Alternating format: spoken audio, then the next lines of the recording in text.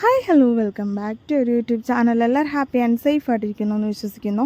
എല്ലാ ദിവസവും ഒരേ ഭക്ഷണം ഉണ്ടാക്കിയും ഒരേ ഭക്ഷണം കഴിച്ചും കുഞ്ഞുങ്ങളും അമ്മമാരെല്ലാം ബോറടിച്ചിരിക്കുകയാണെന്നുണ്ടെങ്കിൽ നമുക്കിതൊന്ന് ട്രൈ ചെയ്ത് നോക്കാം കേട്ടോ.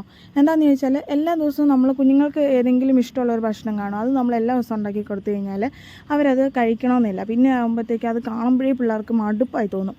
അതുകൊണ്ട് പിള്ളേർക്ക് ഓരോ ദിവസവും ഓരോ റെസിപ്പി ആയിട്ട് ഉണ്ടാക്കി കൊടുക്കുകയാണെങ്കിൽ അവർക്ക് ഫുഡ് കഴിക്കുന്നതിനോടുള്ള താല്പര്യവും കൂടും, അതുപോലെ ഫുഡ് കഴിക്കുകയും ചെയ്യും. അപ്പോൾ പെട്ടെന്ന് അമ്മമാർക്കൊക്കെ പെട്ടെന്ന് ഒരു 5 മിനിറ്റ് കൊണ്ട് ഉണ്ടാക്കിയെടുക്കാൻ പറ്റിയിട്ടുള്ളൊരു റെസിപ്പിയാണ് അവൽ നനച്ചതെന്ന് പറയുന്നത്. അവലും പൊരിയൊക്കെ വളരെ നല്ലതാണ് കേട്ടോ. അത് തവിട് കൂടിയിട്ടുള്ളത് കൊണ്ട് വെള്ള അവലും ഉണ്ട്. അപ്പോൾ തവിട് കൂടിയിട്ടുള്ള അവലെടുക്കാൻ ശ്രദ്ധിക്കുക.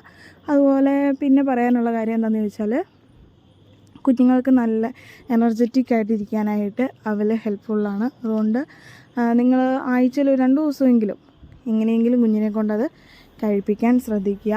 അതുപോലെ ചോക്കോസ്, ചോക്ലേറ്റ്, മിഠായികൾ, പലഹാരങ്ങൾ ഒക്കെ ഒഴിവാക്കി ഇതുപോലെ എന്തെങ്കിലുമൊക്കെ ഉണ്ടാക്കി കൊടുക്കുകയാണ് എന്നുണ്ടെങ്കിൽ പിള്ളേർക്ക് ഹെൽത്തിന് വളരെ നല്ലതാണ് കേട്ടോ. അപ്പോൾ ആദ്യം എന്താ ഇപ്പോൾ കഴിക്കാത്തതെന്ന് നിങ്ങൾ ചിന്തിക്കുന്നുണ്ടാവും. അവൻ ക്യാമറ ഓണാക്കി വെച്ചേക്കുന്നത് കൊണ്ട് ഭയങ്കര കളിയാണ്. അത് കഴിഞ്ഞിട്ട് കുഞ്ഞ് കഴിച്ചു കേട്ടോ. അപ്പോൾ ഇതുണ്ടാക്കുമ്പോഴത്തേക്ക് ശകലം ശർക്കരയും തേങ്ങയും ഒരു ചെറുപഴമൊക്കെ ഇട്ട് കൊടുക്കുകയാണെങ്കിൽ അതിന് വളരെ വളരെ ടേസ്റ്റി ആയിട്ടുള്ളത് കൊണ്ട് കുഞ്ഞുങ്ങൾ കഴിച്ചോളും.